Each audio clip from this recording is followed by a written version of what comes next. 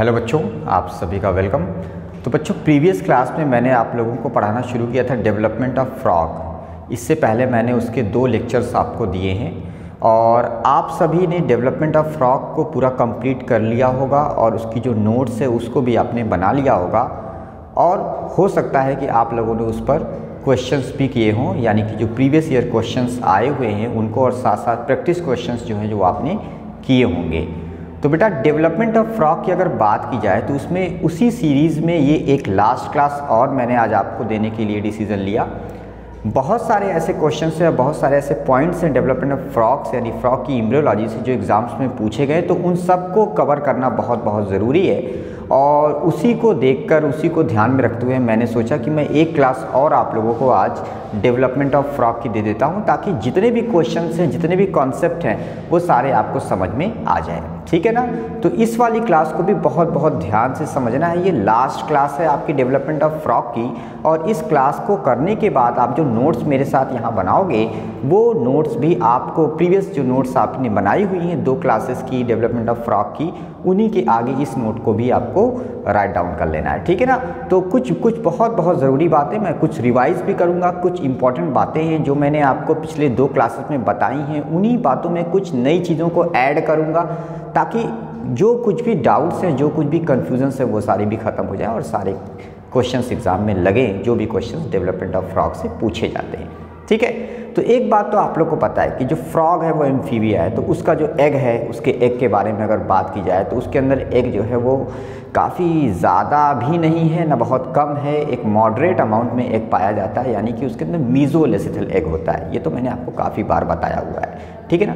साथ ही अगर बात की जाए कि यॉक जो है वो कहाँ पर होता है, इस बेसिस पर, यानी डिस्ट्रीब्यूशन ऑफ यॉक की बेसिस पे बात किया जाए, तो फ्रॉग का जो एग होता है उसके अंदर यॉक एक पोल पर ही जो है ज़्यादा अमाउंट में इकट्ठा रहता है, तो इसलिए हम उसको टीलोसेंट्रिक एग कहते हैं। तो ये बात यहाँ पर मैंने लिखी है कि एग जो है वो मीज़ोलेसिथल होता है, क्योंकि मॉडरेट अमाउंट ऑफ यॉक उसमें होता है। दूसरा कि वो कैसा होता है, टीलोलेसिथल होता है, क्योंकि एग जो होता है वो एक पोल पर होता है। जिस पोल पर एग में यॉक होता है बेटा, उस पोल को हम वेजिटल पोल कहते हैं, और जो उसका अगेंस्ट वाला पोल है उस पोल को हम क्या बोलते हैं, एनिमल पोल कहते हैं। ये तो मैंने आप लोग को बताया हुआ है, वही चीज़ें मैं यहाँ पे रिवाइज कर रहा हूँ। तो 2 बात यहाँ पर कि एग मीज़ोलेसिथल और टीलोलेसिथल है। ये एक बहुत बहुत बेसिक सा क्वेश्चन, लेकिन बहुत बार पूछा गया क्वेश्चन है, तो ये एक बहुत इंपॉर्टेंट क्वेश्चन है। एक तो यही आपका क्वेश्चन बना। दूसरा क्वेश्चन कि क्लीवेज कैसा होगा, क्लीवेज फ्रॉग में अनइक्वल होलोब्लास्टिक होगा, अनइक्वल होलोब्लास्टिक होगा।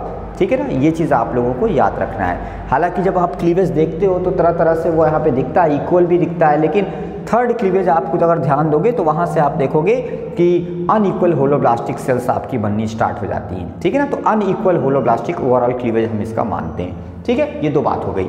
अब बच्चों, बहुत ध्यान से कुछ और बातें मैं ऐड अप करूँगा प्रीवियस क्लासेस की आपकी नोट्स में, आपको भी ऐड कर लेना और समझना भी है। ठीक है ना? क्योंकि क्वेश्चंस तभी आपके सॉल्व होंगे। ठीक है बेटा, ये एग है फ्रॉग का, और इसमें तुम्हारे 2 पोल हैं, जैसा कि तुम लोग को पता है। एक पोल जहाँ पर यॉक पाया जा रहा है, उस पोल को, उस एग के उस छोर को हम वेजिटल पोल कहते हैं, और दूसरा वाला वो वाला छोर जहाँ पर यॉक नहीं है, जहाँ पर फीमेल इस एग यानी फीमेल गैमीट है ना, ये तो इसका जो न्यूक्लियाई है वो पाया जा रहा है, तो वो वाला जो पोल है जहाँ पर साइटोप्लाज्म है, पिगमेंट्स हैं, तो वो वाला जो पोल है उसको हम क्या बोल रहे हैं, उसको हम एनिमल पोल बोल रहे हैं। ये तो पता है कि 2 पोल है, एक तो वेजिटल पोल है और ये क्या है, ये है एनिमल पोल। ठीक है ना बेटा?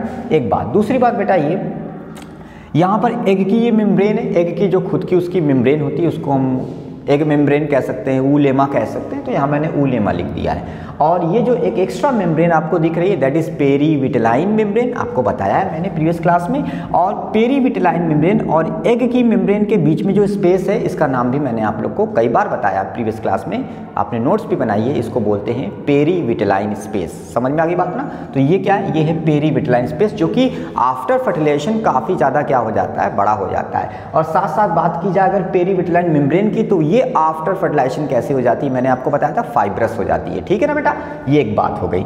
अच्छा बच्चों, एक चीज़ बहुत बहुत ध्यान से देखो बेटा, ये वाला जो पोर्शन है ना, जहाँ पर यॉक नहीं पाया जाता, यॉक के ऊपर वाला जो एक का साइटोप्लाज्म वाला पोर्शन है, ये पिगमेंटेड कॉर्टेक्स कहलाता है। यहाँ पे पिगमेंट्स पाए जाते हैं। पिगमेंट्स मतलब ये काफ़ी ज़्यादा एक तरह से डार्क है ना, डार्क कलर टाइप का इसका अपीयरेंस होता है, तो ये पिगमेंटेड कॉर्टेक्स कहलाता है। पूरा का पूरा जो साइटोप्लाज्म है यॉर्क के बाहर वाला, एनिमल पोल की तरफ बात की जाए तो वो पिगमेंटेड कॉर्टेक्स है। ये बात आपको याद रखना, वो जो साइटोप्लाज्म है उसी को हमने उस रीजन को, उस एरिया को नाम रखा हुआ है क्या, पिगमेंटेड कॉर्टेक्स। ठीक है, एक बात। दूसरी बात बेटा क्या कि अब इस वाले फिगर को देखो बेटा, इस वाले फिगर में क्या दिख रहा है कि स्पर्म आ रहा है, फर्टिलाइजेशन दिखाया रहा है, यहाँ पे फर्टिलाइजेशन आपको दिखाया जा रहा है, स्पर्म आ रहा है। मैंने आपको बताया कि स्पर्म जब आता है तो उस स्पर्म की बॉडी का केवल 2 पार्ट, कौन कौन सा पार्ट, एक तो उसका हेड वाला और दूसरा उसका नेक वाला, यही 2 पार्ट जो होते हैं वो इस एग के अंदर इंटर करते हैं। बाकी जो 2 पार्ट बचे,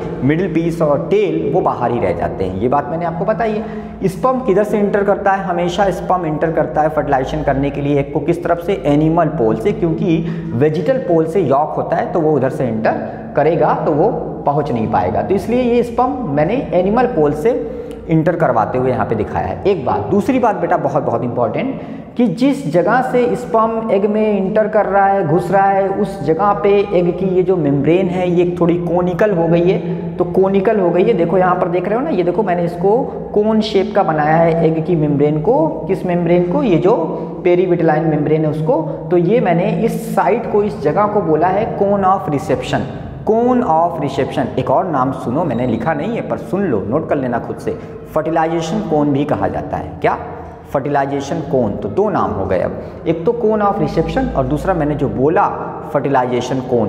तो ये वो जगह है जहाँ से स्पर्म एग के अंदर इंटर करता है, तो वहाँ पे कोनिकल थोड़ा सा एग की मेम्ब्रेन कोन शेप हो जाती है रिसीव करने के लिए स्पर्म को इंटर करवाने के लिए। तो वो साइट आपकी, वो जगह एग की मेम्ब्रेन की क्या कहलाएगी, कोन ऑफ रिसेप्शन या फिर फर्टिलाइजेशन कोन। एक बात बेटा।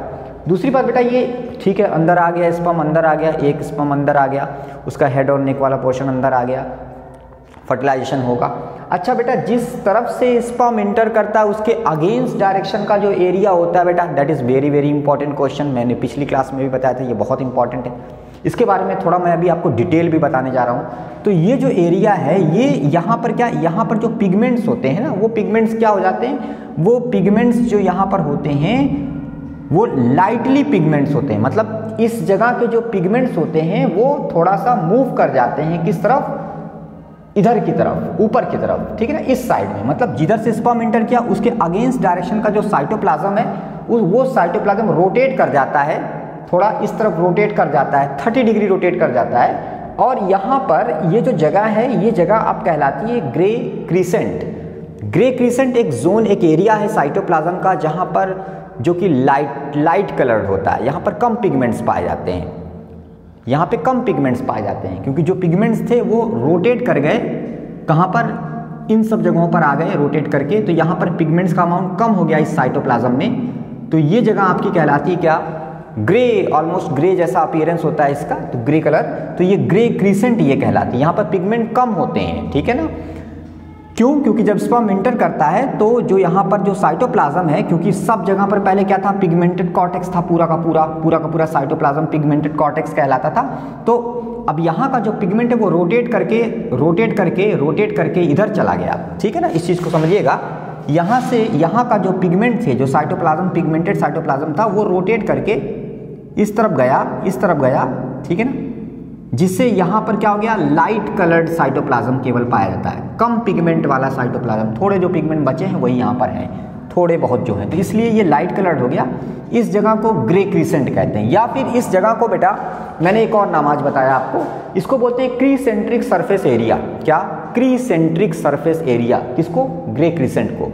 तो ये बात एक बहुत ज़रूरी बात है जिसको आपको बहुत ध्यान से अपने मन में समझ लेना है। क्वेश्चंस इस पर पूछे गए हैं और आगे भी आपसे पूछे जा सकते हैं। दूसरी बात, ये जो ग्रे क्रीसेंट नाम का एरिया होता है, इससे जुड़े कुछ और बहुत ज़रूरी बातें जो आपको याद कर लेनी है, हर हाल में याद कर लेना है अगर आपको इनसे जुड़े क्वेश्चंस को एग्जाम में सॉल्व करना है तो, ठीक है ना। क्या है वो चीज़ें, बात बहुत ध्यान से आप लोग समझिएगा बेटा, ठीक है। ग्रे क्रीसेंट जो है उसके कुछ और पॉइंट्स मैंने लिखे हैं उससे जुड़े। पहली बात बेटा ये, यहाँ पर मैंने लिखा है ये एरिया जो होता है in the opposite side of sperm entry, मतलब कि स्पर्म जिधर से इंटर करता है उसका ये अपोजिट साइड है, सही है कि नहीं। स्पर्म उधर से इंटर कर रहा है तो उसका अपोजिट साइटोप्लाज्म जो है वो एरिया आपका कहलाता है ग्रे क्रिसेंट। तो ये तो मैंने बहुत बार बताया है और ये बहुत बहुत इंपॉर्टेंट है, ये वेरी वेरी इंपॉर्टेंट क्वेश्चन है कि grey crescent is the area, वो एरिया है जहां पर स्पर्म जो होता है वो क्या करता है, वो स्पर्म जो है वो इंटर करता है जिस तरफ से, उसका जो अपोजिट होता है उसी को आप क्या बोलते हो, ग्रे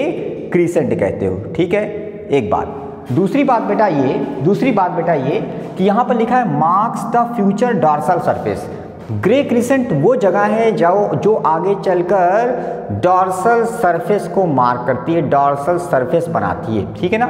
थोड़ा सा यहाँ पर करेक्शन मेरे बच्चों, प्रीवियस क्लास में जो मैंने बताया था मैंने उसमें थोड़ा सा करेक्शन किया है, समझिएगा इस चीज़ को और करेक्शन कर लीजिएगा। जिस तरफ ग्रे क्रिसेंट होता है वो फ्यूचर का डॉर्सल सरफेस होता है, इस चीज़ को करेक्शन करिएगा मेरे बच्चों प्रीवियस क्लास में। ठीक है ना, जो था उससे मैंने थोड़ा सा अब मैंने उसको चेंज किया है। तो जिस तरफ ग्रे क्रिसेंट होता है वो फ्यूचर का डॉर्सल सरफेस होता है, ये भी एक बहुत बहुत इंपॉर्टेंट बात है, इसको आपने समझ लेना है और ठीक कर लेना है। ठीक है, इंपॉर्टेंट। नेक्स्ट पॉइंट बेटा क्या कि marks the position of dorsal lip of future blastopore. आपको पता है कि क्लीवेज हुआ, उसके बाद तेजी से सेल डिवीजन स्टार्ट होगा और उसके बाद अल्टीमेटली क्या होगा, ब्लास्टुला बनेगा। ठीक है ना, ब्लास्टुला के बाद गैस्ट्रुला बनेगा। तो ब्लास्टुला जो बनता है उसके अंदर क्या होता है, उसके अंदर कैविटी होती है ब्लास्टोसील। फिर उसके बाद आगे चलकर गैस्ट्रुला जब बनता है तो गैस्ट्रुला में एक पोर होता है, उसको ब्लास्टोपोर कहते हैं। मैंने आपको बहुत अच्छे से पढ़ा दिया है, सारा कुछ आपकी नोट्स में होगा भी। ठीक है, जो ब्लास्टोपोर है, ब्लास्टोपोर का जो डॉर्सल लिप है वो जो जगह है डॉर्सल लिप का जो बनना हुआ वो ग्रे क्रिसेंट वाले एरिया से ही होती है। ठीक है ना, तो ये भी बहुत बहुत इंपॉर्टेंट क्वेश्चन है। ग्रे क्रिसेंट वाला क्षेत्र ही एग का आगे चलकर जब डॉर्सल लिप को देखते हैं हम आगे डेवलपमेंटल पीरियड में, आगे चलकर जब गैस्ट्रुला बनता है, गैस्ट्रुला बनने लगता है तो उस समय हम ब्लास्टोपोर देखते हैं और वहाँ पर लिप देखते हैं। मैंने आपको पढ़ा dorsal lip, ventral lip, lateral lip दो। ठीक है ना, तो वो जो ब्लास्टोपोर वाला एरिया है ना, सीधी बात समझो, ब्लास्टोपोर वाला जो एरिया है ना वो ग्रे क्रिसेंट से ही बनता है। समझ में आ गई बात ना, बस इतना याद करो। तो तीन चीज़ मैंने, एक तो ये वो जगह है जो स्पर्म के अपोजिट साइड में होती है, स्पर्म एंट्री के अपोजिट डायरेक्शन में होती है, ये तो बहुत इंपॉर्टेंट है। दूसरा, ये फ्यूचर का डॉर्सल सरफेस बनाता है ग्रे क्रिसेंट वाला एरिया। तीसरा कि ये फ्यूचर का ब्लास्टोपोर का डॉर्सल लिप वाला एरिया बनाता है। और फोर्थ मैंने यहाँ पे एक और लिखा है कि convert egg symmetry from radial to bilateral. मेरे बच्चों समझना, जब तक जो है ग्रे क्रिसेंट नहीं बना होता है तब तक उस एग की जो सिमेट्री होती है वो कैसी होती है, वो होती है रेडियल सिमेट्री। कैसी? रेडियल सिमेट्री जानते हो ना, किसी एक्सिस के थ्रू चाहे जितनी बार उसको काट दो किसी को, है ना, तो वो क्या है, रेडियल सिमेट्री है। तो जब तक जो है ग्रे क्रिसेंट नहीं बना होता है एरिया, जब तक स्पर्म आएगा नहीं, ग्रे क्रिसेंट नहीं बनेगा, तो उससे पहले तक एग की जो सिमेट्री होती है वो रेडियल होती है। ग्रे क्रिसेंट के आ जाने के बाद जो सिमेट्री है वो अब कैसी बन जाती है, बाइलेटरल। तो ये बहुत बहुत इंपॉर्टेंट क्वेश्चन है, इसको बहुत बहुत ध्यान से याद करेंगे बच्चा। ये बहुत इंपॉर्टेंट है कि एग की सिमेट्री जो है वो ग्रे क्रिसेंट की वजह से कन्वर्ट होकर रेडियल से कैसी हो जाती है, वो हो जाती है बाइलेटरल। रेडियल से बाइलेटरल हो जाती है एग की सिमेट्री। ये भी एक बहुत इंपॉर्टेंट पॉइंट था ग्रे क्रिसेंट से जुड़ा। और एक पॉइंट और बेटा, यहाँ पर बेटा मैंने लास्ट में लिखा है, ये देखो मैंने लिखा है कि grey crescent is the region from which mesoderm and notochord will later develop. मतलब ये ग्रे क्रिसेंट वो क्षेत्र है एक का जिससे आगे चलकर जब डेवलपमेंट होगा तो मीजोडर्म बनेगी और साथ साथ नोटोकार्ड का भी विकास होगा। मीजोडर्म और नोटोकार्ड ये दोनों ग्रे क्रिसेंट वाले एरिया से ही आगे चलकर डेवलप होते हैं। तो बहुत ज़्यादा ज़रूरी बातें मैंने आपको आज बताई ग्रे क्रिसेंट से जुड़ी हुई। इन सारी चीज़ों को बहुत अच्छे से दिमाग में याद करो और इन पे क्वेश्चंस को देखना, और आगे भी इनसे क्वेश्चंस तुमसे पूछे जाएंगे। कॉन्सेप्ट सही होना चाहिए, इसलिए मैंने इन सारी बातों को आपको बताया। ठीक है ना, तो ग्रे क्रिसेंट से जुड़े जो भी पॉइंट्स थे सब मैंने यहाँ पे लिख दिए। पहला, ये अपोजिट साइड होता है। दूसरा, ये फ्यूचर में डॉर्सल सरफेस बनाता है, ये वाला एरिया ग्रे क्रिसेंट। तीसरा, ये फ्यूचर में ब्लास्टोपोर का डॉर्सल लिप वाला एरिया भी यहीं से आता है, ग्रे क्रिसेंट से ही डेवलप होता है, बनता है। और ये एग की रेडियल सिमेट्री को बाइलेटरल सिमेट्री में चेंज कर देता है, कौन? Grey crescent. और ग्रे क्रिसेंट फ्यूचर में आगे चलकर नोटोकॉर्ड और मीजोडम जो है वो भी ग्रे क्रिसेंट वाले रीजन से ही जो है एग में आगे चलकर डेवलपमेंट के बाद नोटोकॉर्ड और मीजोडम जो है वो बनता है। तो ये 5 जो मैंने आपको पॉइंट्स बताए ग्रे क्रिसेंट से जुड़े हुए, इन पॉइंट्स को आपको हर हाल में याद रखना है बच्चों, हर हाल में याद रखना है। ठीक है, आगे बढ़ जाते हैं। इधर देखो, क्लीवेज के बारे में मैंने बताया था कि ओवरऑल तो क्लीवेज मैंने बताया अनइक्वल होलोब्लास्टिक होता है। 2 तरह की सेल्स होती हैं, 2 साइज़ की सेल्स होती हैं। ऊपर की सेल्स माइक्रोमियर्स होती हैं, नीचे की सेल्स बड़ी होती हैं, वो मेगामियर्स कहते हैं। जानते हो माइक्रोमियर सेल्स जो होती हैं वो यॉक से दूर है, उनमें यॉक नहीं होता। मेगामियर सेल्स यॉक के पास में, उनमें यॉक भर जाता है। वो यॉक लैडन सेल्स होती हैं, यॉक से भरी हुई होती हैं। तो जहाँ यॉक ज़्यादा है वहाँ डिवीज़न कम होगा, तो इसलिए मेगामियर सेल्स जो होती हैं उनका डिवीज़न स्लो होता है, स्लो रेट से होता है, धीमे धीमे वो डिवाइड होती हैं। जबकि माइक्रोमियर सेल्स वो काफ़ी दूर हैं, ऊपर हैं, तो इसलिए वो जो सेल्स हैं उनमें काफ़ी फास्ट रैपिड डिवीज़न होता है, तेज़ी से उनकी संख्या बढ़ती है। और मेगामियर सेल्स जो होती हैं वो स्लो रेट से डिवाइड होती हैं क्योंकि उनमें यॉक भी भरा होता है। ठीक है ना बेटा।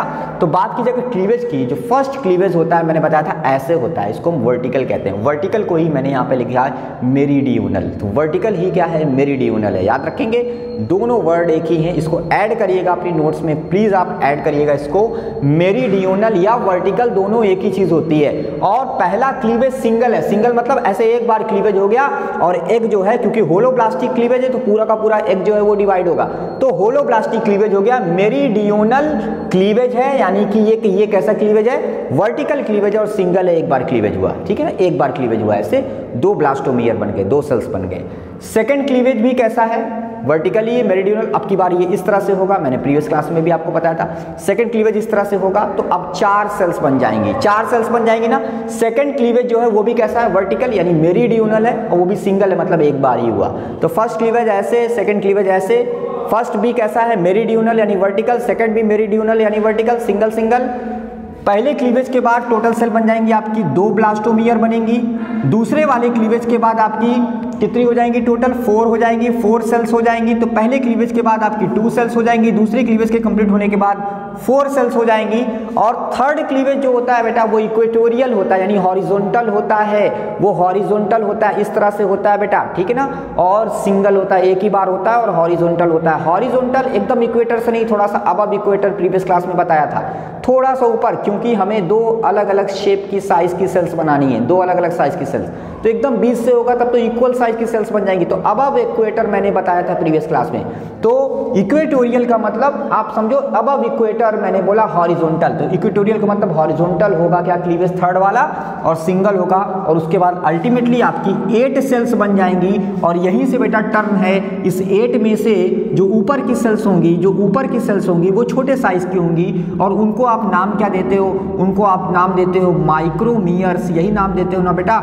ये सेल्स आगे बहुत तेजी से डिवाइड करती हैं, माइक्रोमियर्स। और जो नीचे की सेल्स 4 होंगी, जो 4 हैं वो माइक्रोमियर्स हैं, और नीचे की जो 4 बड़ी साइज की हैं इनको हम बोलते हैं मैक्रोमियर्स या मेगामियर। तो मैक्रो या मेगा कुछ भी बोल दो, इनको बोलते हैं मैक्रोमियर्स। ठीक है ना, इनमें यॉक भर जाता है। ठीक है, तो थर्ड वाला जो क्लीवेज था वो हॉरिजॉन्टल था और सिंगल था, लेकिन वो हॉरिजॉन्टल था, लेकिन वो इक्वल एकदम 20 से नहीं था, थोड़ा अबव इक्वेटर था। तो ये चीज़ आप लोग को याद रखना है। थर्ड के बाद बेटा फोर्थ क्लीवेज मैं आपको बता रहा हूँ, इसको नोट करिएगा आप लोग आज।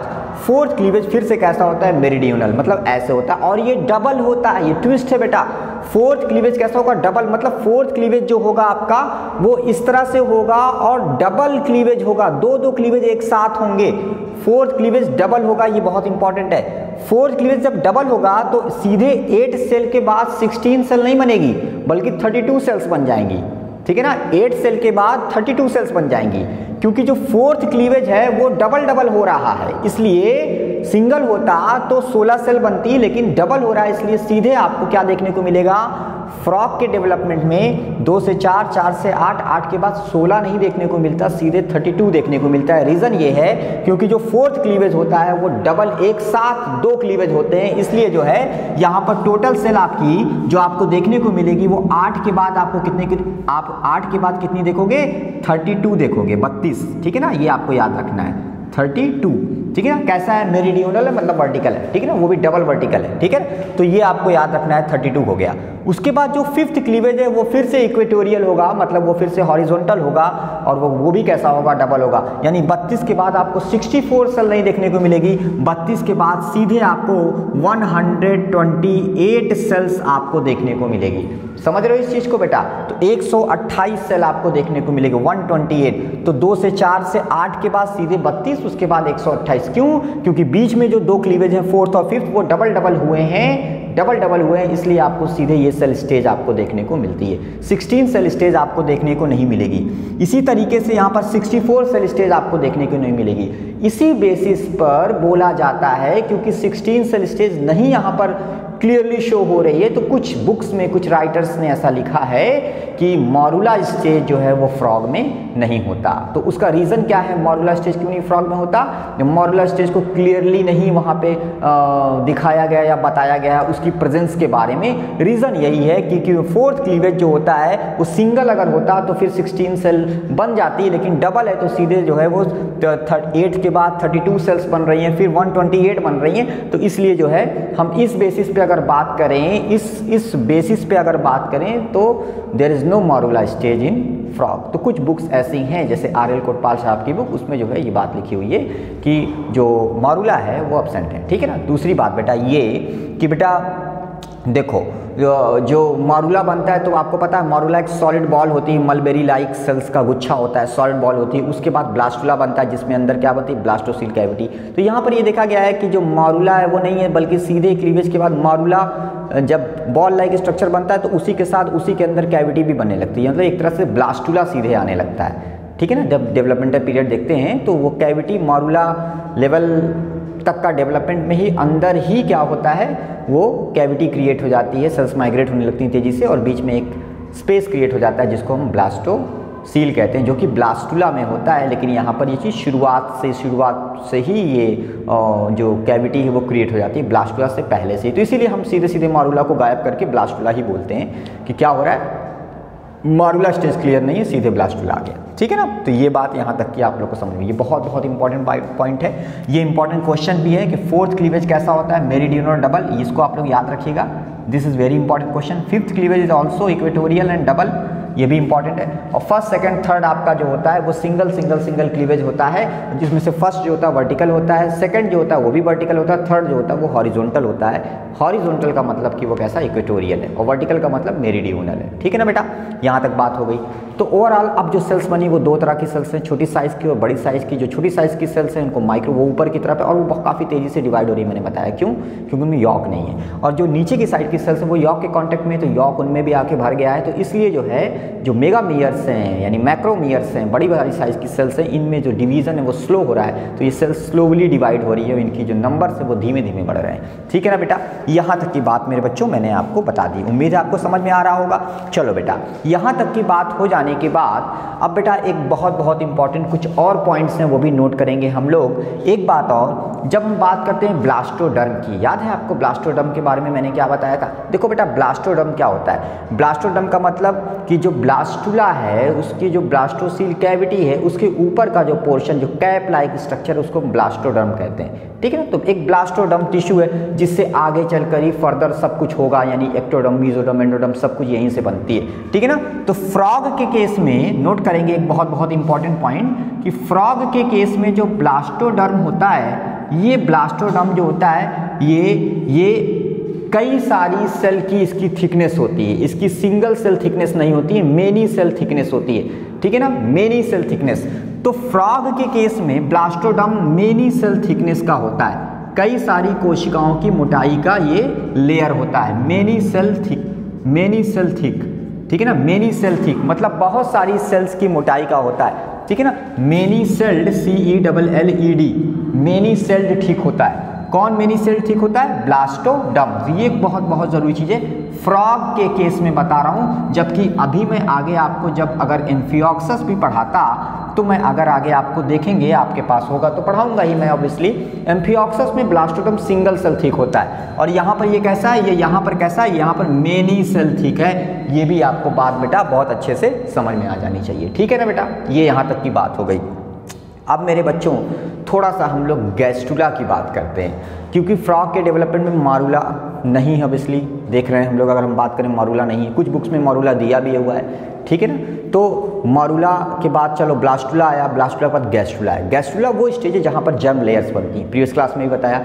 गैस्ट्रुला वो स्टेज है जहाँ पर फ्रॉग के अंदर डेवलपमेंट के दौरान जर्म लेयर्स बनती हैं, एक्टोडर्म, मीजोडर्म, एंडोडर्म, ये सारी बनती हैं, क्योंकि ये जर्म लेयर से आगे चलकर फिर ऑर्गन्स बनाएंगी, है ना, और लार्वा भी आगे बनेगा, ठीक है। तो थोड़ा सा गैस्ट्रुला की बात करते हैं। गैस्ट्रुला से क्या पॉइंट्स आपको याद रखने हैं, ये एक्टोडर्म, मीजोडर्म, एंडोडर्म किन प्रोसेसेस से बनती हैं उसको मैं आपको चाहूँगा बताना, और आप उसको मेरी बात को ध्यान से सुनेंगे भी और नोट भी करेंगे, उसको याद करेंगे, क्योंकि प्रश्न एग्जाम में आपसे यहाँ से पूछा जाएगा। तो ये चीज़ मैंने आपको बताई, आप इसका स्क्रीनशॉट या फिर आप इसको वीडियो को पॉज करके इसको नोट कर लेंगे, और नोट करने के बाद फिर मैं इसको इरेज करूँगा। तो आप लोग, मैं चाहूँगा इसको वीडियो को पॉज करें और इसको नोट करें, और नोट करने के बाद फिर मैं इसको इरेज करके इसके आगे से मैं आपको थोड़ा सा और कुछ एक्स्ट्रा बातें बताना चाहूँगा फ्रॉग के डेवलपमेंट में गैस्ट्रुलेशन से संबंधित, ठीक है ना। तो आप इसको नोट कर लें, ठीक है। चलिए, तो अब मैं इसको इरेज करूंगा और थोड़ा सा बेटा मैं आपको बताना चाहूँगा क्या, गैस्ट्रुलेशन के बारे में, ठीक है बच्चों। गैस्ट्रुलेशन का प्रोसेस क्या है? गैस्ट्रुलेशन का मतलब होता है ब्लास्टुला से गैस्ट्रुला का बनना। The formation of blastula to gastrula is called gastrulation.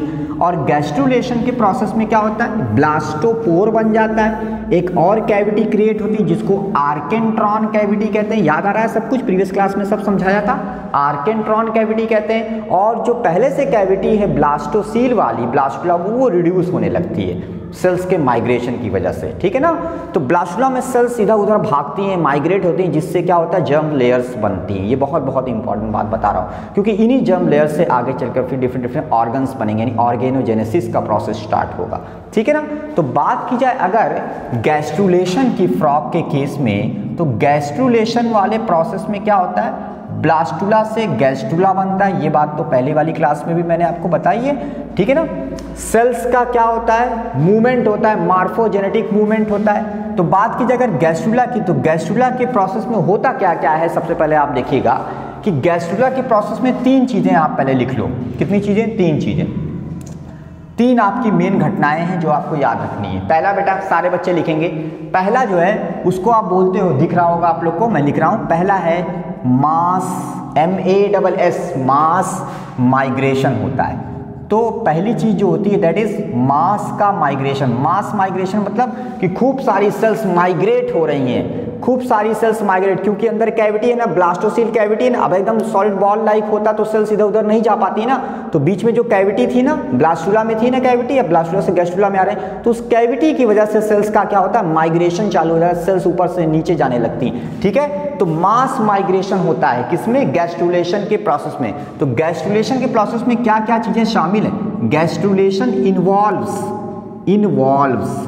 तो बात की जाए अगर गैस्ट्रुलेशन के प्रोसेस में क्या क्या चीज़ें होती हैं, तो सबसे पहली चीज़ क्या होती है, सबसे पहले एक बहुत बहुत ज़रूरी चीज़ होती है क्या, मास माइग्रेशन, यानी सेल्स जो होती हैं वो माइग्रेट करती हैं, ठीक है ना। इसको हम और क्या बोल सकते हैं, इसको हम बोल सकते हैं फॉर्मेटिव, नोट करेंगे सारे बच्चे, इसको हम बोल सकते हैं, क्या नोट करेंगे, इसको बोलेंगे मास माइग्रेशन ऑफ सेल्स को क्या बोलेंगे, इसको हम बोलेंगे फॉर्मेटिव, ORR, इसको हम बोलेंगे मार्फोजेनेटिक मूवमेंट। बहुत बहुत इंपॉर्टेंट बात बेटा, नोट करिएगा और समझिएगा इस चीज़ को मैं क्या कहना चाह रहा हूँ आप लोगों से। मैं ये कहना चाह रहा हूँ कि सेल्स का मूवमेंट होगा, सेल्स इधर उधर जब जाएंगी तो उससे जर्म लेयर्स आगे अल्टीमेटली बनेगी, तो मास माइग्रेशन होगा, या फिर हम इसी को कह सकते हैं फॉर्मेटिव मूवमेंट या फिर मार्फोजेनेटिक मूवमेंट होगा।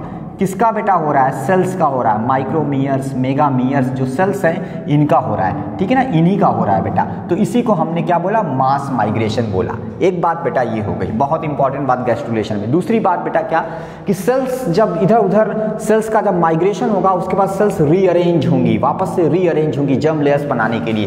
तो एक और जो प्रोसेस होगा उसमें गैस्ट्रुलेशन में, दैट इज रीअरेंजमेंट, ARRANGEMENT,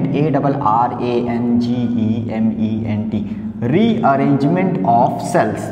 तो ये भी बहुत बहुत ज़रूरी चीज़ है कि सेल्स क्या होनी है बेटा, रीअरेंज। अब क्योंकि पहले जैसे अरेंज थी, पहले जैसे जैसे अरेंज थी, अब क्योंकि वो माइग्रेट हुई है, इधर से उधर गई हैं, तो जहाँ गई हैं वहाँ पे वो वापस से क्या होंगी, अरेंज होंगी, व्यवस्थित होंगी, पुनः से व्यवस्थित होंगी, ठीक है ना, क्योंकि जब लेयर्स बननी है अब, तो इसलिए इसको हम बोल रहे हैं क्या, रीअरेंजमेंट ऑफ सेल्स। तो गैस्ट्रुलेशन के प्रोसेस में सेल्स का रीअरेंजमेंट होता है, ठीक है ना, सेल्स का क्या होता है, रीअरेंजमेंट होता है, ठीक है ना। इसको हम बोलते हैं प्रिजम्पटिव एरियाज बनते हैं, इसका मतलब बहुत बहुत मतलब भविष्य में आगे चलकर जो अलग अलग एरिया बनेंगे, क्षेत्र बनेंगे, ठीक है ना, जो ऑर्गन्स बनेंगे उन सब को डिसाइड किया जा रहा है जब लेयर्स बनेंगी, ठीक है ना। तो रीअरेंजमेंट ऑफ सेल्स को ही हम प्रिजम्पटिव एरियाज भी बोलते हैं, मतलब ये पहले से आगे चलकर क्या क्या तय होना है, कौन कौन से ऑर्गन्स, कौन कौन से क्षेत्र बनेंगे, ठीक है ना, एग के अंदर या फिर उस जो ये आपका गैस्ट्रुला है, उसके बाद आगे फर्दर जो एम्ब्रियो का डेवलपमेंट हो रहा है उसमें आगे चलकर कौन कौन से ऑर्गन्स बनने हैं, कहाँ कहाँ से, वो सब चीज़ें तय होंगी। और उसके लिए बहुत ज़रूरी है क्या हो, रीअरेंजमेंट ऑफ सेल्स हो, ठीक है ना। तो रीअरेंजमेंट ऑफ सेल्स को ही हमने प्रिजम्पटिव एरिया भी लिख दिया, मतलब इससे प्रिजम्पटिव एरियाज आगे चलकर डेवलप होंगे, ठीक है ना बेटा, ठीक है, प्रिजम्पटिव एरियाज। और एक और काम जो गैस्ट्रुलेशन के अंतर्गत होगा, दैट इज जो सबसे अल्टीमेट काम है वो है क्या, जर्म लेयर्स का बनना। तो एक चीज़ और आप लिखेंगे, फॉर्मेशन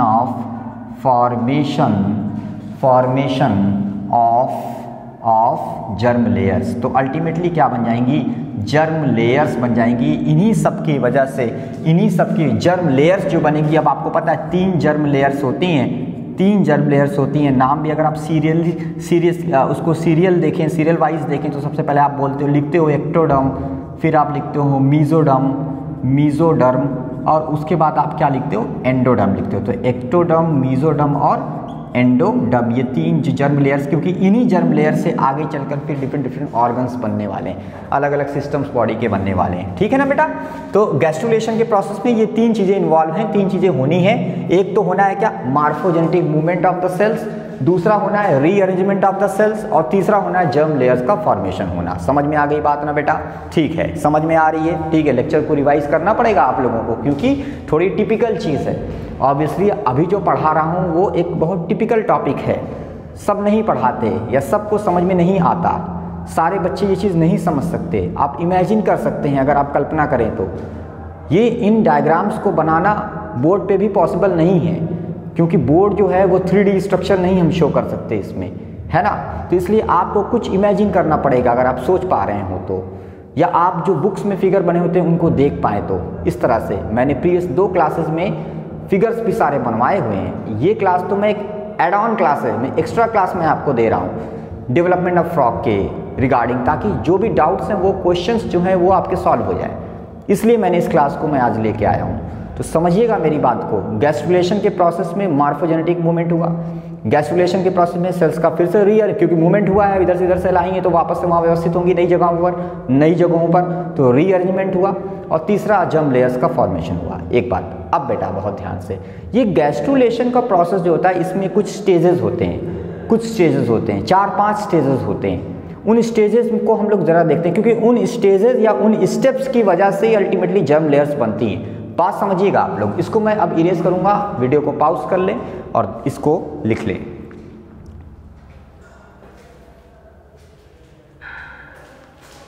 चलिए अब मैं इसको इरेज करता हूँ और थोड़ा सा और समझते हैं हम लोग इसको।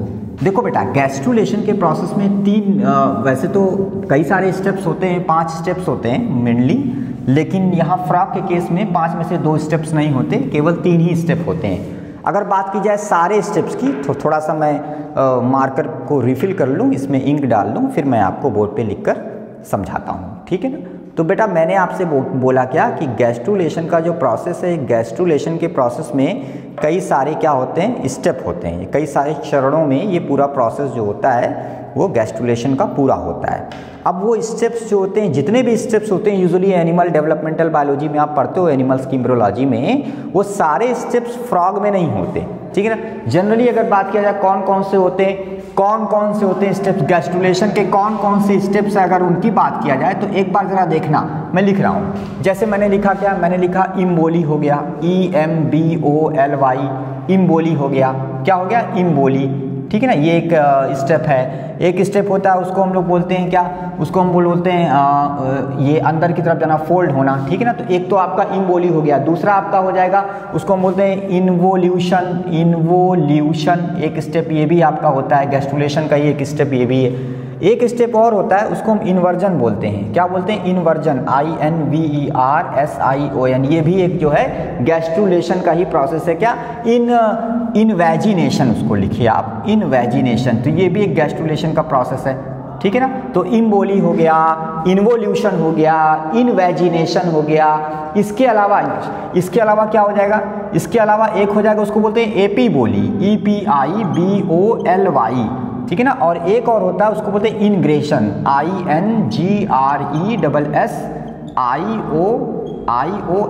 बात समझिएगा बेटा, ये गैस्ट्रुलेशन के सारे स्टेप्स हैं, जो स्टेप्स होते हैं यूजुअली डेवलपमेंटल बायोलॉजी में। इम्बोली है, इन्वोल्यूशन है, इन्वेजिनेशन है, एपीबोली है और इनग्रेशन है।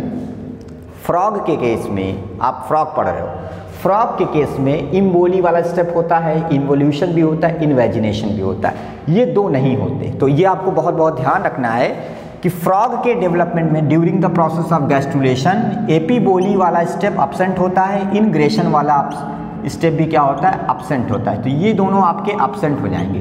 क्वेश्चन आपसे एग्जाम में पूछा जा सकता है कि फ्रॉग के गैस्ट्रुलेशन के प्रोसेस में कौन सा वाला स्टेप अब्सेंट होता है, तो एपीबोली और इनग्रेशन नहीं होता है, इम्बोली होता है, इन्वोल्यूशन होता है और इनवेजिनेशन। ये तीन चरण जो हैं वो देखे जाते हैं फ्रॉग के डेवलपमेंट में, गैस्ट्रुलेशन के प्रोसेस में। तीन मेजर स्टेप केवल फ्रॉग में होते हैं। तो मैं इन दो को हटा देता हूं।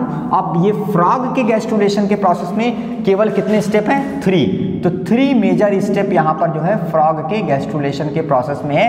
कौन कौन से, पहला आपका क्या है, पहला है बेटा, पहला है एपीबोली, इम्बोली, दूसरा है इन्वोल्यूशन और तीसरा क्या है, तीसरा है इनवेजिनेशन। बात समझिएगा, बहुत बहुत अच्छी बात बताने जा रहा हूँ। कौन कौन सी जर्म लेयर किस किस स्टेप के थ्रू अल्टीमेटली बनती है, ये मैं आपको बताने जा रहा हूँ। ये क्वेश्चन आपसे एग्जाम में पूछा जा सकता है, ठीक है। तो बात की जाए मेरे बच्चों अगर एपीबोली की, तो बात समझिएगा, एपीबोली की बात, सॉरी मैं यहाँ पे थोड़ा सा मैंने करेक्शन किया, यहाँ पे एपीबोली होगा, एपीबोली, ठीक है ना। और इम्बोली और इनग्रेशन नहीं होता। अभी मैंने लिखने में थोड़ी सी एरर की, इम्बोली और इनग्रेशन वो दो स्टेप नहीं होते। कौन कौन से, एक तो इम्बोली नहीं होता, एक इनग्रेशन नहीं होता। फ्रॉग के गैस्ट्रुलेशन में वो दो स्टेप शामिल नहीं है। कौन कौन से, इम्बोली और इनग्रेशन। शामिल क्या है, शामिल है एपीबोली, इन्वोल्यूशन और इनवेजिनेशन, ठीक है ना। मैंने अभी थोड़ी देर पहले इम्बोली एपीबोली में मैंने लिखने में गलती की थी, तो मैंने इसको ठीक किया है, ध्यान रखिएगा आप लोग, ठीक है ना। कौन से दो स्टेप शामिल नहीं है, तो वहां पर क्या हो जाएगा, एक इम्बोली शामिल नहीं है और एक इनग्रेशन शामिल नहीं है। शामिल कौन कौन से स्टेप हैं, एपीबोली, इन्वोल्यूशन और इनवेजिनेशन। अब समझ में आ गया। चलो अब देखते हैं ये एपीबोली क्या है। एपीबोली एक ऐसा प्रोसेस जिसमें क्या होता है, माइक्रोमियर सेल्स तेजी से डिवाइड करती हैं और जितनी मेगामियर सेल्स हैं सबको कवर कर लेती हैं। नीचे मेगामियर सेल्स हैं जो बड़ी बड़ी हैं, जो स्लो डिवाइड हो रही हैं क्योंकि यॉक है उनके अंदर।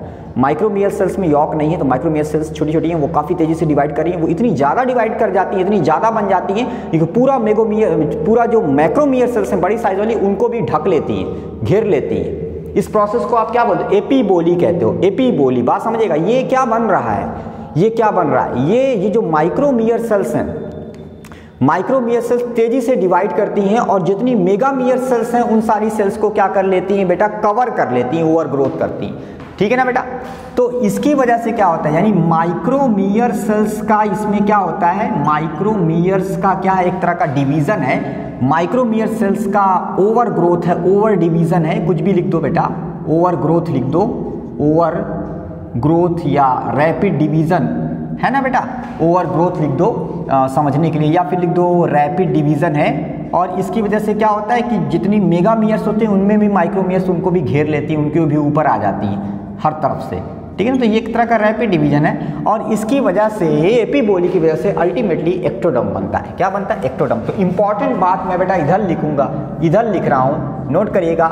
एपीबोली से एक्टोडर्म बनता है। किसका एपीबोली होता है, किसका एपीबोली होगा, माइक्रोमियर्स का एपीबोली होगा। किसका, माइक्रोमियर्स का, मेगामियर्स के ऊपर ग्रोथ होगी और डेट इज कॉल्ड बेटा एपीबोली। और इस वजह से कौन सी जर्म लेयर बनेगी, एक्टोडर्म बनेगी। बहुत इंपॉर्टेंट क्वेश्चन मेरे बच्चों, बहुत इंपॉर्टेंट क्वेश्चन है बच्चा, ध्यान से याद करेंगे, घबराएंगे नहीं, घबराना नहीं है, ठीक है ना। चलो बेटा थोड़ा सा बेटा इस पे आते हैं, इनवेजिनेशन पे आ जाते हैं। देखो इनवेजिनेशन, अभी इसको भी बताता हूँ, इसको पहले इसको देख लो। इनवेजिनेशन ये भी एक बहुत इंपॉर्टेंट स्टेप है बेटा, इनवेजिनेशन। इसमें क्या होता है मेरे बच्चों, इसमें क्या होता है समझना, सुनो मेरी बात को ध्यान से और लिख लो इसको अपने तरीके से। इनवेजिनेशन में क्या होता है, जो मेगामियर सेल्स होती हैं वो तो धीमे धीमे डिवाइड हो रही, तो मेगामियर सेल्स जो होती हैं वो जो ये है आपका ब्लास्टो आर्किन्ट्रॉन है, आर्किन्ट्रॉन, ठीक है ना। गैस्ट्रुला में आर्किन्ट्रॉन कैविटी बनती है ना, ब्लास्टोपोर होता है ना। तो जैसे ये है ना, ऐसे देखो, ऐसे है ना, ऐसे ना, याद है ना तुम लोगों को। जैसे मेगामियर सेल्स जो होती है ना, यहाँ मेगामियर सेल्स, वो मेगा, ये क्या, ये आर्किन्ट्रॉन है, ये ब्लास्टोपोर है। तो मेगामियर सेल्स क्या होती है, सब अंदर की तरफ, मतलब मेगामियर सेल्स, यहाँ जो मेगामियर सेल्स होती हैं ये सारी सेल्स अंदर की तरफ इस तरह से क्या होती हैं, ग्रो करती हैं, डिवाइड होती हैं, और अंदर की तरफ बहुत सारी मेगामियर सेल्स जो होती हैं वो क्या करती हैं, मूव करती हैं इस डायरेक्शन में। क्या चीज़, मेगामियर सेल्स। और ये मेगामियर सेल्स लंबी लंबी हो जाती हैं। ये सेल्स जो हैं, ये जो प्रोसेस मैं बता रहा हूँ, ये है इन्वेजिनेशन। मेगामियर सेल्स जो होती हैं वो अंदर की तरफ ब्लास्टोपोर की डायरेक्शन, ब्लास्टोपोर जैसे अंदर की तरफ खुल रहा है आर्किट्रॉन, तो उसी डायरेक्शन में मेगामियर सेल्स भी अंदर की तरफ क्या हो रही है, माइग्रेशन हो रहा है, उनका माइग्रेशन हो रहा है, जा रही है, मूवमेंट हो रहा है। बोले ना मूवमेंट होता है इसी पूरे प्रोसेस में, मैंने बताया ना गैस्ट्रुलेशन में। तो मेगामियर सेल्स अंदर की तरफ मूव कर रही हैं, इस डायरेक्शन में मूव कर रही हैं, ठीक है ना। जब इस डायरेक्शन में मूव करेंगी तो आपको पता है ना, जब ये गैस्ट्रुला ब्लास्टुला था तो एक और कैविटी थी ना पहले से, ब्लास्टोसील, वो ब्लास्टोसील कैविटी और रिड्यूस होती चली जाएगी। तो वो ब्लास्टोसील कैविटी क्या हो जाएगी, रिड्यूस होती चली जाएगी, रिड्यूस होती चली जाएगी, वो दबती चली जाएगी। क्यों, क्योंकि जो मेगामियर सेल्स हैं वो उसको ढकेलेंगी, क्योंकि खूब सारी मेगामियर सेल्स ग्रो कर रही हैं और ग्रो करके अंदर की तरफ जा रही हैं, ठीक है ना। इस आर्किन्ट्रॉन के ही पैरेलल अंदर की तरफ जा रही हैं, दोनों साइड से जा रही हैं। तो इससे क्या होगा, जो एक पहले से कैविटी थी जो अब खत्म होगी गैस्ट्रुला में, वो क्या थी, याद है ना, आप लोग को प्रीवियस क्लास में पढ़ाया था। उसको हम लोग बोलते थे क्या, उसको हम लोग बोलते थे ब्लास्टोसील कैविटी। वो कैविटी अब यहाँ रिड्यूस हो रही है, और ये नई कैविटी है आपकी, जो क्या है, आर्किन्ट्रॉन, गट है, ठीक है ना। और ये ब्लास्टोपोर जो आगे चलकर माउथ या एनस बनाएगा, जो भी पहले बनाएगा, ठीक है ना बेटा। ये जो सेल्स हैं, जो मेगामियर सेल्स हैं, ये जो अंदर की तरफ जा रही हैं, मूव कर रही हैं, इन सेल्स को, क्योंकि इनकी साइज लंबी साइज होती है, लंबे साइज की हो जाती हैं, इन्हीं सेल्स को बॉटल सेल्स कहा जाता है। क्या बोलते हैं, बॉटल सेल्स। तो बहुत बहुत इंपॉर्टेंट बात बताया, ये सेल्स जो हैं, जो मेगामियर सेल्स हैं, इन्हीं को हम बॉटल सेल्स भी कहते हैं, BOTT यानी बॉटल सेल्स। तो बॉटल सेल्स का क्या है, बॉटल सेल्स का मूवमेंट है अंदर की तरफ, अंदर की तरफ मूवमेंट है, लंबी लंबी सेल्स होती है। ये एक्चुअली में मेगामियर सेल्स होती हैं, लंबे साइज की हो जाती हैं। लंबे साइज की हो जाने की वजह से क्या होता है, ये जो है ना बेटा, ये लंबी हो जाती हैं, इसीलिए अब इनको क्या बोलते हैं, बॉटल सेल कहलाती हैं। ये माइक्रोमियर सेल्स या मेगामियर सेल क्या कहलाती हैं, बॉटल सेल्स कहलाती हैं। तो मेगामियर जो है वो ब्लास्टोपोर की ओर से अंदर की तरफ सिंक करना, माइग्रेट करना स्टार्ट कर देती हैं, जिससे क्या होता है, माइक्रोमियर्स लंबी लंबी सेल्स की तरफ दिखाई देने लगती हैं, और इन्हीं माइक्रोमियर सेल्स को क्या बोलते हैं, बॉटल सेल्स कहते हैं। तो बात समझिएगा, इस फिगर को मैं मिटाता हूं, देखिएगा ये जो इनवेजिनेशन के प्रोसेस में क्या हो रहा है कि जो माइक्रोमियर सेल हैं, यानी बड़ी साइज वाली सेल हैं, ये माइक्रोमियर्स क्या करती हैं, ये क्या करती हैं, ये सिंक करती हैं अंदर की तरफ, किस तरफ, सिंक टुवार्ड्स इनर साइड, अंदर की तरफ, इनर साइड ऑफ ब्लास्टोपोर। तो ब्लास्टोपोर से देखा जाए तो अंदर की तरफ, ये अंदर में ही क्या हो रही हैं, मूव कर रही हैं, एंड बिकम, और ये कैसी हो जाती हैं, ये लंबी हो जाती हैं, लॉन्ग हो जाती हैं, लॉन्ग, ठीक है ना। और क्या कहलाती है, नोन एज बॉटल सेल। अब बात समझिएगा, अब इनको बॉटल सेल कहा जाता है, बॉटल सेल्स। अब बॉटल सेल्स जो है, ये बॉटल सेल्स अल्टीमेटली आगे चलकर जो प्रोसेस है, इसी को इन्वेजिनेशन कहते हैं, और इस प्रोसेस के वजह से बनता है क्या, एंडोडर्म। क्या बनता है, एंडोडर्म, ठीक है ना। तो इनवेजिनेशन के प्रोसेस में अल्टीमेटली क्या बनता है, एंडोडर्म बनता है। बात समझिएगा, बहुत बहुत जरूरी बात है। एंडोडर्म किसका इनवेजिनेशन हुआ है, माइक्रोमियर सेल का हुआ है, माइक्रोमियर सेल का, बॉटल सेल का हुआ है। बॉटल सेल माइक्रोमियर सेम है, बॉटल सेल्स का इन्वेजिनेशन हुआ है। बॉटल सेल्स के इन्वेजिनेशन से कौन सा जर्म लेयर बना, एंडोडर्म बना। नहीं उल्टा करेंगे, भूलेंगे नहीं प्लीज, ठीक है ना। और बेटा किसका एपिबोली हुआ था, माइक्रोमियर्स का हुआ था, ढक ली थी पुराना मेगामियर्स को। तो माइक्रोमियर्स के एपिबोली से एक्टोडर्म बना था, मेगामियर्स जब लंबी लंबी हो जाती है, अंदर की तरफ जाने लगती हैं, ब्लास्टोपोर से अंदर की तरफ जाने लगती है, मूव करने लगती हैं, तो उससे क्या होता है, उन लंबी लंबी मेगामियर सेल्स का नाम अब बदल के बॉटल सेल कर देते हैं। Bottle cell, that is very important question. अब बॉटल सेल्स की वजह से एंडोडर्म बन जाता है, ठीक है ना। तो इनवेजिनेशन में एंडोडर्म बनता है, बॉटल सेल्स के इनवेजिनेशन से के थ्रू इन्वेजिनेशन का प्रोसेस होगा और क्या बनेगा बेटा, एंडोडर्म बनाएंगी ये सेल्स, बॉटल सेल्स या मेगामियर्स एंडोडर्म बनाएंगी। बात समझ में आ गई बेटा, ठीक है। इसी तरह से बेटा बात की जाए अगर, अब एक बच्चा है कौन सा, इन्वोल्यूशन, जरा सा बच्चा इसको भी देख लो। इन्वोल्यूशन कैसे होगा, इन्वोल्यूशन में कौन सी सेल्स यूज होती हैं, इन्वोल्यूशन में जो सेल्स यूज होती हैं उनको हम बोल सकते हैं कॉर्डा सेल। क्या बोलते हैं, कॉर्डा, CHORDA, कॉर्डा सेल। बहुत बहुत महत्वपूर्ण क्वेश्चन बच्चा। इन्वोल्यूशन किस में होगा, कुछ सेल्स हैं जिनको क्या बोल रहे हो आप, कॉर्डा सेल्स कह रहे हो, ठीक है ना, या इसको क्या बोल रहे हो, इसको हम प्रिजम्पटिव नोटोकार्ड सेल भी कह सकते हैं, मतलब यही सेल्स आगे चलकर नोटोकार्ड बनाती हैं, तो इसीलिए हम इसको क्या बोलते हैं, प्रिजम्पटिव, पी आगे चलकर ये नोटोकार्ड बनाएंगे, PRESUMPTIVE, notochord, Noto CHORD card, ठीक है ना, प्रिजम्पटिव नोटोकार्ड सेल CELL, ठीक है ना।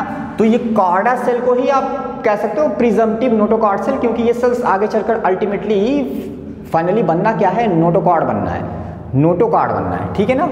तो ये कॉर्डा सेल्स जो होती हैं, इन कॉर्डा सेल्स के थ्रू इन्वोल्यूशन का प्रोसेस होता है जिससे मीजोडर्म बनती है। तो इन्वोल्यूशन के प्रोसेस से क्या बनेगा, मीजोडर्म बनेगी। मीजोडर्म सबसे आखिर में बनती है, इन्वोल्यूशन का प्रोसेस हुआ और क्या बनेगा, मीजोडर्म बनेगा। तो पहली जर्म लेयर एक्टोडर्म, एंडोडर्म और ये मीजोडर्म, ठीक है ना। एपीबोली किसका हुआ, माइक्रोमियर्स के एपीबोली से क्या बना, माइक्रोमियर्स के एपीबोली से बना एक्टोडर्म, ठीक है ना। इन्वेजिनेशन किसका हुआ, बॉटल सेल्स का या मेगामियर्स का हुआ, और मेगामियर्स या बॉटल सेल्स के इन्वेजिनेशन से क्या बना बेटा, इनके एंडोडर्म बना। इसी तरीके से इन्वोल्यूशन किसका हुआ, कॉर्डा सेल्स का हुआ, जिससे क्या बना, मीजोडर्म बना। बस इतना याद कर लो, इतना काफ़ी है। इतना भी अगर समझ गए हो या इसको किसी तरह से आपने अपने मन में समझ लिया, क्वेश्चंस आपके सही हो गए, आपका काम हो गया। उम्मीद है समझ में आ रहा होगा, ठीक है। तो आज के लिए इतना रहने देते हैं और नेक्स्ट फिर हम लोग किसी और टॉपिक को पढ़ेंगे, ठीक है ना। तो इसको रिवाइज़ करिएगा ज़रूर, इस लेक्चर को कम से कम एक बार और देखिएगा, और पूरे फ्रॉक की एम्ब्रियोलॉजी के जो लेक्चर्स हैं उनको ज़रूर रिवाइज़ करिएगा, ठीक है ना। तभी आपको अच्छे से समझ में आएंगे, तब आपके मन में इसका कॉन्सेप्ट बनेगा, ठीक है ना। और जो भी महत्वपूर्ण बातें थी सब मैंने आपको बता दी। ये सब क्वेश्चंस एग्ज़ाम के हैं, सब क्वेश्चंस पूछे जाते हैं आपसे, तो इसलिए इन क्वेश्चंस को अटेम्प्ट करने का मतलब है डरना नहीं है, घबराना नहीं है, और आराम से करना है। अब तो जान गए, सुन लिया, तो इसलिए उसको कर लेना है, और वो क्वेश्चंस आप बहुत आसानी से कर ले जाओगे। जो क्वेश्चन सब बच्चे नहीं कर पाते हैं, सबके बस की बात नहीं होती, क्योंकि सब इससे डरते हैं, इन टॉपिक्स को छूने से, इन टॉपिक्स को पढ़ने से, क्योंकि ये समझ में नहीं आते हैं जल्दी बच्चों को। उम्मीद है समझ में आया होगा आप लोगों को। जितना भी इसको रिवाइज़ करिएगा, इससे आप लोगों को फ़ायदा होगा, और इसको और अच्छे से आप इसके बारे में अपने मन में एक नॉलेज बना पाएंगे, अपने मन में एक आप इमेजिन कर पाएंगे, और साथ साथ अपने मन में एक कॉन्सेप्ट बना पाएंगे, ठीक है ना। ठीक ठाक कॉन्सेप्ट आपका बन जाएगा। सिर्फ फिलहाल आज के लिए इतना ही, मिलते हैं नेक्स्ट क्लास में किसी नए लेक्चर में। Thank you.